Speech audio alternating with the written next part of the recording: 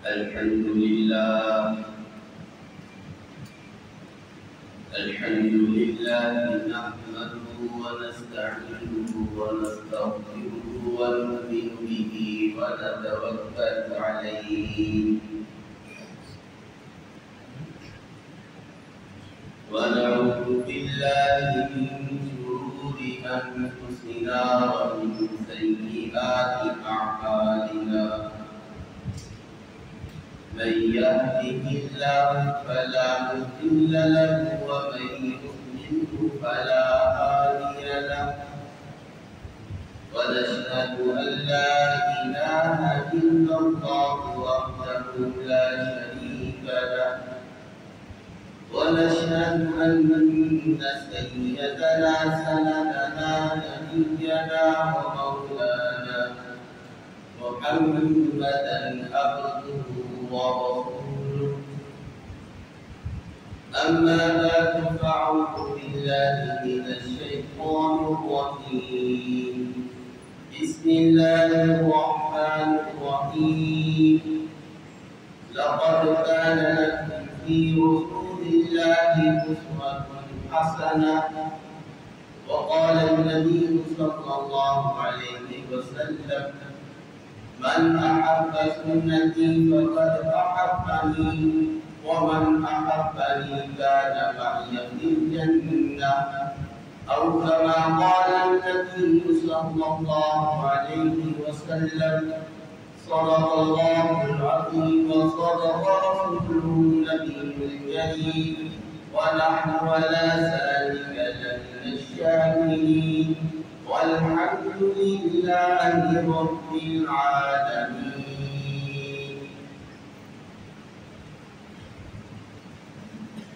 میرے محترم سامعین کرام السلام علیکم ورحمۃ اللہ وبرکاتہ. جیسا کہ آپ جانتے ہیں یہ ربیع الاول کا مہینہ ہے. اگلے ہفتے 12 ربیع الاول کو لوگ جشن عید میلاد النبی منائی گئی. آج اسی کے متعلق چند باتیں کرنی ہیں. ان میں پہلی بات یہ ہے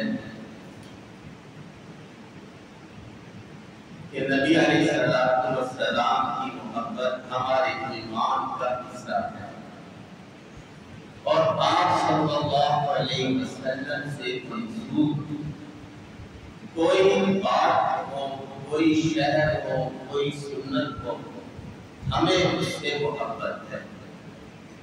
چونکہ اس مہینے کی نسبت رسول اللہ صلی اللہ علیہ وسلم کے ساتھ ہے کہ آپ اس مہینے میں تشریف لائے ہیں. یہ ہر ایمان والے کا ایک فطرتی جذبہ ہے، وہ اس مہینے سے محبت کرے گا.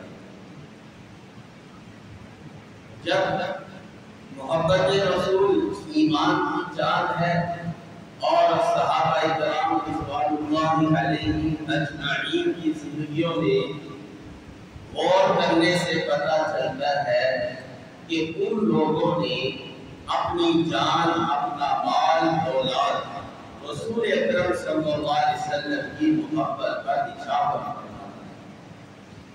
یہی وہ لوگ ہیں جن کو اللہ نے ہمارے لیے مثال بنایا. فرمایا فَإِنْ آمَنُوا بِمِثْلِ مَا آمَنْتُمْ بِهِ فَقَدِ اهْتَدَوْا. اگر تم ان لوگوں جیسا ایمان لے کر آؤ تو تم ہدایت پاؤ. کبھی ان صحابہ کرام کے بارے میں اللہ فرماتا ہے أُولَٰئِكَ الَّذِينَ هَدَى اللَّهُ فَبِهُدَاهُ مُقْتَدِي. اللہ نے ان لوگوں کو ہدایت دی ہے، تم ان لوگوں کے راستے پر چلو. اب صحابہ کرام نے رسول اکرم صلی اللہ علیہ وسلم کی کے اوپر اپنی جان، اپنا مال نچھاور کر دیا. ہمارے لیے یہ صحابہ کرام یہ مشعل راہ ہے. ہم نبی علیہ السلام سے کیسے محبت کریں گے؟ یہ صحابہ کرام ہم کو بتا کرتے ہیں کہ تم لوگوں نے رسول اللہ صلی اللہ علیہ وسلم سے محبت کیسے کرنی ہے. جب یہ محبت رسول ہمارے ایمان کا حصہ ہے یہ محبت ایک باطنی چیز ہے۔ یہ کیسے پتا چلتا ہے کہ ہماری نبی علیہ السلام سے محبت سچی ہے یہ جھوٹی ہے یا منافقانہ ہے یا مخلصانہ ہے؟ یہ کیسے پتا چلتا ہے؟ میرے بھائیوں، اس کے لیے رسول اکرم صلی اللہ علیہ وسلم اپنے اشارات چھوڑ کر دیتے، ان سے پتا چلتا ہے یہ جو باطنی محبت ہے اس میں آدمی کتنا سچا ہے۔ چنانچہ رسول اللہ صلی اللہ علیہ وسلم نے فرمایا وَمَنْ أَطَاعَنِي فَقَدْ أَحَبَّنِي، جس نے میری اطاعت کی اس نے مجھ سے محبت کی۔ وَمَنْ أَحَبَّنِي كَانَ مَعِيَ فِي الْجَنَّةِ، جس نے مجھ سے محبت کی وہ جنت میں میرا ساتھی ہوگا۔ یہاں رسول اکرم صلی اللہ علیہ وسلم نے کسوٹی کس کو بنایا؟ وہ آپ صلی اللہ علیہ وسلم کی اطاعت۔ پورا قرآن مجید اسی بات کی دعوت دیتا ہے۔ کبھی قرآن یہ کہتا ہے قُلْ أَطِیعُوا اللَّهَ وَأَطِیعُوا الرَّسُولَ، اور کبھی قرآن یہ کہتا ہے وَمَن يُطِعِ الرَّسُولَ فَقَدْ أَطَاعَ اللَّهَ قُلْ إِن كُنتُمْ تُحِبُّونَ اللَّهَ فَاتَّبِعُونِی۔ یہ سب قرآن کریم کے اشارات ہیں۔ قرآن یہ کہتا ہے کہ تم نبی علیہ السلام کی اطاعت کرو، ان کی فرما برداری کرو، ان کے لائے ہوئے طریقوں پر اپنی زندگی گزارو۔ یہ ہے تمہارے محبت کی کسوٹی، یہ ہے تمہاری محبت رسول کو پہچاننے کا تراکم، کہ جو شخص رسول اکرم صلی اللہ علیہ وسلم کی جتنی اطاعت اور فرما برداری کرتا ہے اتنا ہی وہ محبت رسول میں سچا ہے۔ ایسا نہیں ہو سکتا کہ آدمی نبی علیہ السلام سے محبت کا دعویٰ کرے لیکن سنتوں سے وہ دور ہو، خالی زبان کا دعویٰ۔ یہ منافقوں کی خاصیت ہے، ایمان والوں کی نہیں۔ ایمان والے جب نبی علیہ السلام سے محبت کرتے ہیں اطاعت بھی کرتے ہیں۔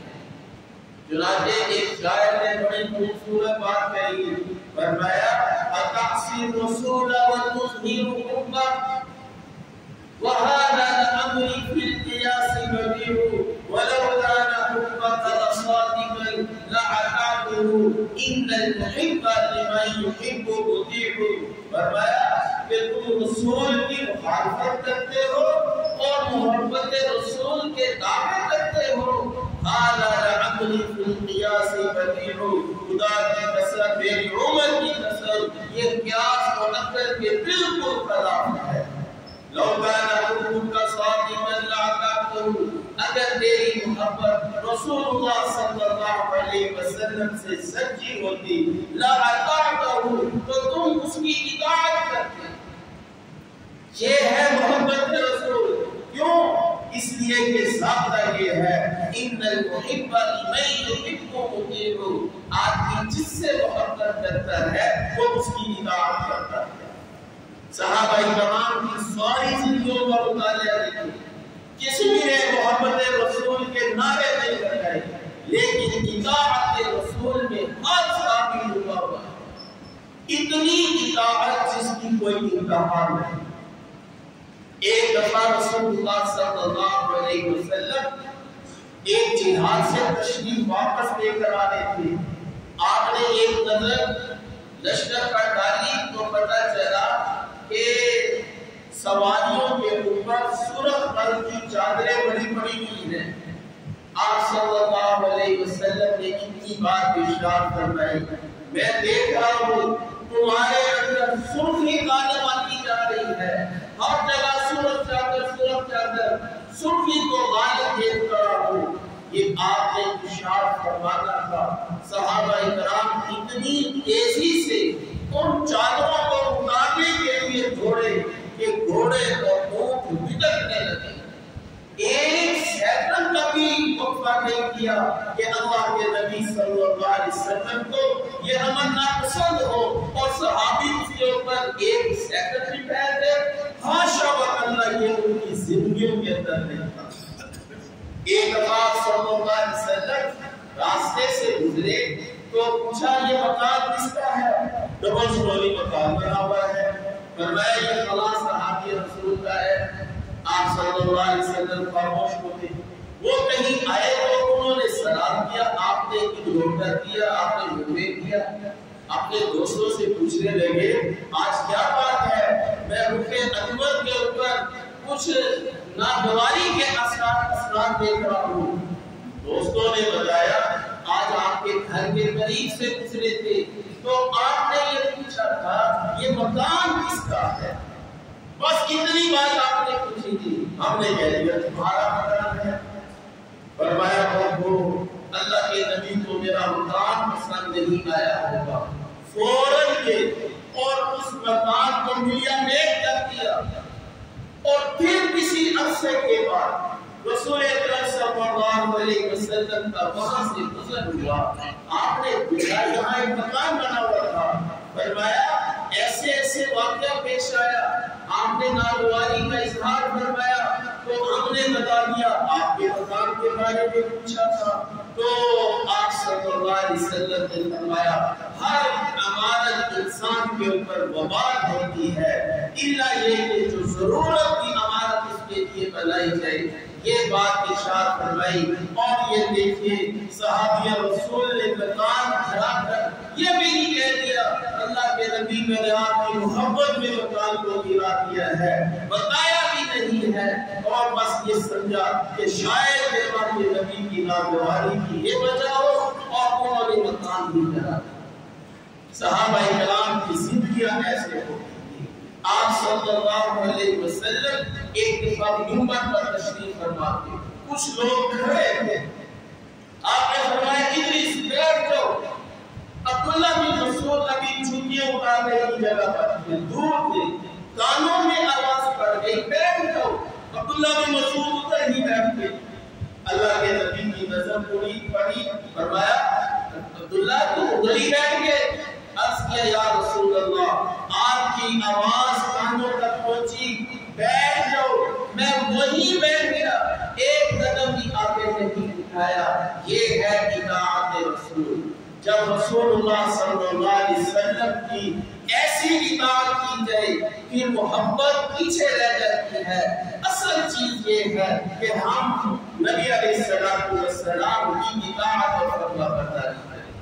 اللہ نے ہمیں یہ ارشاد فرما دیا لَقَدْ كَانَ لَكُمْ فِي رَسُولِ اللَّهِ أُسْوَةٌ حَسَنَةٌ، تمہارے لیے نبی صلی اللہ علیہ وسلم کا طریقہ بہترین نمونہ ہے۔ جب اللہ کے نبی صلی اللہ علیہ وسلم کا طریقہ ہمارے لیے بہترین نمونہ ہے تو کیوں نہ ہم اپنے سارے اختلافات، اپنے سارے مسائل رسول اکرم صلی اللہ علیہ وسلم کی زندگیوں سے کیوں نہ حل کریں۔ اب دیکھیے نبی علیہ السلام سے محبت یہ روز اول سے ہے۔ جب سے کلمہ نازل ہوا، جب سے ایمان والوں نے آپ کا کلمہ پڑھنا شروع کیا، محبت رسول کی بنیاد وہیں پڑ جاتی ہے۔ اب دیکھنا یہ ہے کہ محبت رسول کے لیے صحابہ کرام نے کیا کیا ہے۔ میرے بھائیوں، صحابہ کرام نے رسول اکرم صلی اللہ علیہ وسلم کی خواہش کی اور آپ کے احکامات کی پیروی کی ہے۔ اللہ کے نبی اس بات پر ہی خوش ہوئے۔ ایک اور حدیث یاد آئی، ایک دفعہ نبی کریم صلی اللہ علیہ وسلم نے وضو فرمایا تو وضو کا کچھ پانی بچ گیا، پھر اس جوان میں جتنے صحابہ تھے وہ بھاگ کر دوڑے، اس پانی کو لیا، کسی نے پیا، کسی نے آنکھوں پر ملا، کسی نے چہرے پر ملا، اس تبرک سے سب نے فائدہ اٹھایا۔ نبی علیہ السلام دیکھنے لگے، فرمایا ما حملکم بہذا، تمہیں اس بات کے اوپر کس چیز نے معاہدہ کیا ہے کہ تم میرے بچے ہوئے پانی سے برکت حاصل کرو؟ صحابہ کرام نے عرض کیا یا رسول اللہ آپ کی محبت کی وجہ سے ہم نے یہ عمل کیا، آپ کی محبت کی وجہ سے ہم نے یہ عمل کیا ہے۔ رسول اکرم صلی اللہ علیہ وسلم نے فرمایا اگر تم چاہتے ہو اللہ اور اس کا رسول تم سے محبت کرے، انداز دیکھیے اللہ کے نبی نے ان کی محبت کا انداز کو بدل دیا، فرمایا چاہتے ہو اللہ اور اس کا رسول تم سے محبت کرے فَأَصْدِقُوا إِذَا حَدَّثْتُمْ، جب بھی بات کرو سچائی کی کرو، اپنے پڑوسیوں کا حق ادا کرو، اپنی امانتوں کو ادا کرو، تو اللہ اور اس کا رسول تم سے محبت کرے گا۔ آج ہم لوگ سچ بولنے کے لیے تیار نہیں ہیں، ہم لوگ پڑوسیوں کے حقوق ادا کرنے کے لیے تیار نہیں ہیں، اپنی من مرضیاں کرتے ہیں اور ہم چاہتے ہیں کہ ہم بڑے کامیاب ہوں گے، ہم محبت رسول میں دعوے کے اندر بالکل سچے ہیں۔ ایسی ہرگز بات نہیں ہے، اطاعت رسول ہی محبت رسول کی قسمتی ہے۔ لہذا میرے بھائیوں، اگر ہم اپنی زندگیوں کا مطالعہ کریں، ہماری زندگیوں میں کتنی سنتیں ایسی ہیں جو ہمارے اندر سے نکلی ہوئی ہے، تو کیوں نہ اس ربیع الاول کے مہینے میں ہم اس بات کا عہد کریں کہ میں نے نبی علیہ السلام کی سنت کو اپنانا ہے۔ ایک سنت کو جو شخص زندہ کرتا ہے، من احیا سنتی عند فساد امتی فلہ اجر من الشہید، ایک سنت کو جو شخص زندہ کرتا ہے اس کو 100 شہیدوں کا ثواب ملتا ہے۔ ایک شہید کا ثواب یہ ہے خون کا قطرہ گرتے ہی اس کے سارے گناہ معاف ہو جاتے ہیں، ہمیشہ کے لیے اس کو روزی جنت میں ملتی ہے۔ ایک شہید کا جب یہ بدلہ ہے 100 شہیدوں کا کتنا بڑا ثواب ہوگا۔ اب وہ فوجدہ سنتیں کون سی ہے؟ آپ صلی اللہ علیہ وسلم باتھ میں کیسے جاتے تھے، نکلتے کیسے تھے، بیٹھتے کیسے تھے، کھاتے کیسے تھے، پیتے کیسے تھے، کپڑے کس طرح پہنتے تھے، یہ ساری سنتیں ہیں۔ یہ دن میں ہم لاکھوں دفعہ مختلف کام کرتے ہیں، ہر کام کے اندر رسول اکرم صلی اللہ علیہ وسلم کی سنت موجود ہے۔ اگر ہم ان کی طریقوں کے اندر سنتوں کو اجاگر کرتے، میں قسم کھا کر کہتا ہوں آپ کی زندگی خوشیوں کا گہوارہ بنے گی، آپ کے اندر سے غم ختم ہوں گے، بیماریاں ختم ہوں گی، حسد اور کینہ اور بد نظری سے اللہ آپ کی حفاظت کرے گا۔ یہ اللہ کے نبی کی سنتوں کی برکت ہے۔ آپ صلی اللہ علیہ وسلم کی سنتیں یہ ہمتوں کا سمندر ہے، یہ اللہ کی چاہتوں کا سمندر ہے۔ اگر ہم لوگ نبی علیہ السلام کی سنت پر جب عمل کریں گے، اللہ ہم سے بڑی محبت کرے گا، اس لیے کہ اس شخص نے میرے محبوب کی سنت کو عطا کیا ہے۔ چنانچہ محدثین اور مفسرین نے ایک واقعہ لکھا ہے کہ جب اللہ رب العالمین نے فرعون کو غرق کیا تو اس میں ایک جوکر کو اللہ نے نجات دی، ساری مخلوق باقی قوم ہلاک ہو گئی۔ وہ موسیٰ علیہ السلام کا لباس پہن کر، موسیٰ کی نقلیں اتار کر لوگوں کو خوش کیا کرتا تھا۔ موسیٰ علیہ السلام بڑے حیران ہوئے، یہ میری نقلیں اتارتا تھا، اللہ نے اس کو نجات عطا فرما دی۔ رب تعالیٰ سے پوچھا، اے اللہ آپ نے اس کو نجات عطا کر دی، وہ میری نقلیں اتارتا تھا۔ رب تعالیٰ نے فرمایا موسیٰ اس نے لباس تیرا جیسا پہنا تھا، مجھے حیا آئی کہ میرے محبوب جیسا لباس پہنا ہو اور میں اس کو سزا دوں، اس لیے میں حیا کی وجہ سے اس کو سزا نہیں دی۔ یہی بات ہوتی ہے جب ہم نبی علیہ السلام کی سنتوں سے اپنے جسم کو آراستہ کرتے ہیں تو وہ عمل اللہ کو بڑا محبوب لگتا ہے، بس وہی عمل اللہ کے ہاں وہ قیمتی بن جاتا ہے۔ اس لیے یہ ہماری جو سنتیں ہیں یہ سب سے زیادہ قیمتی سرمایہ ہے جو ہم 24 گھنٹوں میں ضائع کرتے ہیں۔ تو میرے بھائیوں، یہ جو ربیع الاول کا مہینہ ہے، اس مہینے میں ہم اس بات کا تہیہ کریں، نمبر 1 کہ ہم اپنے نبی کی سیرت کا مطالعہ کریں۔ آج ہم دیکھیں کیسے ہم عجیب مسلمان ہیں۔ اگر ہم 1000 مسلمانوں کو اکٹھا کریں اور ان سے کہیں کہ محمد رسول ہے، سب ہاتھ کھڑا کریں گے۔ اگر ان سے پوچھیں اگر تم اپنے محمد رسول میں سچے ہو، بتاؤ کبھی کوئی کتاب پڑھی ہو جس میں تمہارے نبی کی سیرت ہو، جس میں تمہارے نبی کی اول سے آخر تک زندگی تم نے کبھی کوئی مطالعہ کیا ہو کہ آپ کی تجارت کیسی تھی، آپ کی شادی کیسی تھی، آپ گھر میں کیسے رہتے تھے، آپ کو 1000 میں سے شاید ایک آدمی ملے۔ یہ افسوس ہے ہم مسلمانوں کے لیے جو محمد رسول کی دعوت کرتے ہیں لیکن عمل کے اندر زیرو نظر آتے ہیں۔ ہمیں اول تو کوئی سی بھی سیرت کی مستند کتاب دو اور اس کو روزانہ کی بنیادوں پر پڑھو، گھر میں تعلیم کراؤ گے، سب کے اندر نبی علیہ السلام کی محبت جاگرسی ہوگی۔ اس میڈیا کے دور میں حق کو پانے والا یہی طریقہ ہے کہ ہم نبی علیہ السلام کی سنتوں پر پرچار کریں۔ یاد رکھیں جب ایک سنت فوت ہوتی ہے اس کی جگہ پر ایک ضلالت، ایک ظلمت پیدا ہو جاتی ہے، وہ ظلمت ہی یہ اللہ سے دور کر دیتی ہے۔ لہذا اس دور میں اگر ہم روشنی اور محبت رسول کو اجاگر کرنا چاہتے ہیں، سنتوں کا احیاء کریں، سنتوں کے چراغ چلیں گے، یہ معاشرے کے اندر روشنی ہوگی اور اسی سنتوں کے چراغ کے ساتھ ہی ظلمتیں دور ہوں گی۔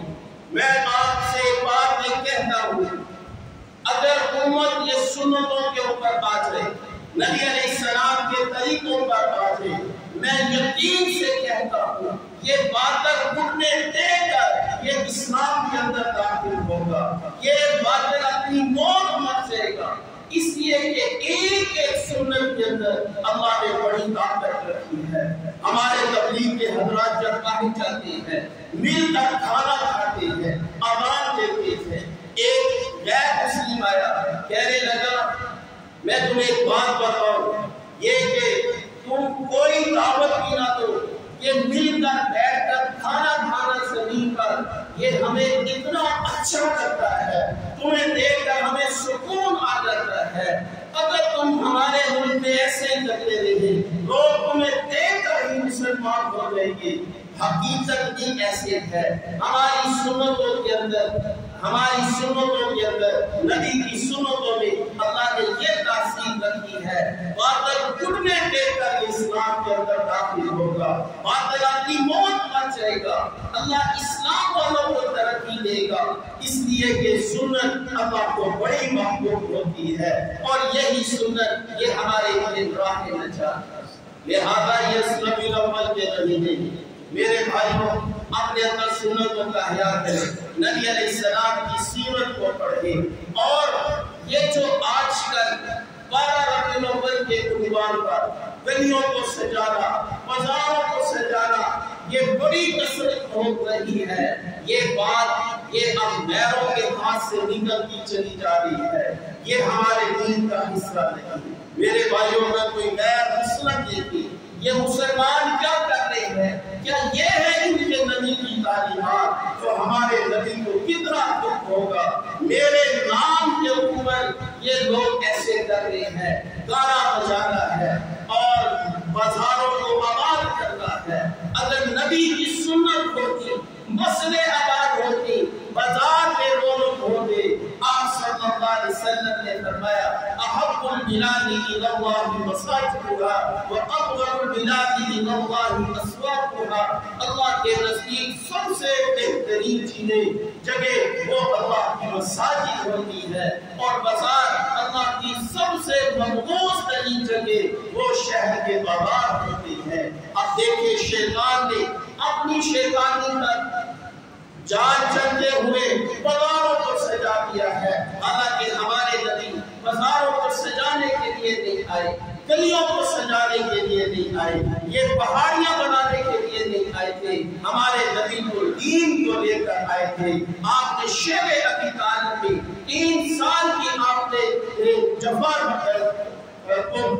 جیلا ہے، یہ اس لیے جیلا کہ لوگ میرے نام کی پہاڑیاں بنائیں۔ آپ دین لے کر آئے ہیں، دین کی نعمت لے کر آئے ہیں، آپ صلی اللہ علیہ وسلم نے اس کے اوپر اپنا خون بہایا، بچیوں کی طلاقیں ہوئی، آپ کا گردان مبارک شہید ہوا، سب پر زخم لگے، رشتہ دار بچے آپ کے شہید ہوئے، وہ اس دین کی وجہ سے تھا، صرف یہ نہیں تھا کہ میرے نام کی جھڑیاں لگائی گئے۔ اللہ نے فرمایا ہے کہ اے یا ایھا الذین آمنوا لا تتخذوا الذین اتخذوا دینکم لعبا ان لوگوں کے دین کو مت بناؤ جنہوں نے دین کو کھیل کود اور مساج بنا دیا ہے کہ پہاڑیاں لگائی جائے، چڑیاں سجائی جائے اور پھر قافلے نکالے جائے۔ یہ دین کے ساتھ کھیل ہے، اللہ نے اس سے منع کیا ہے۔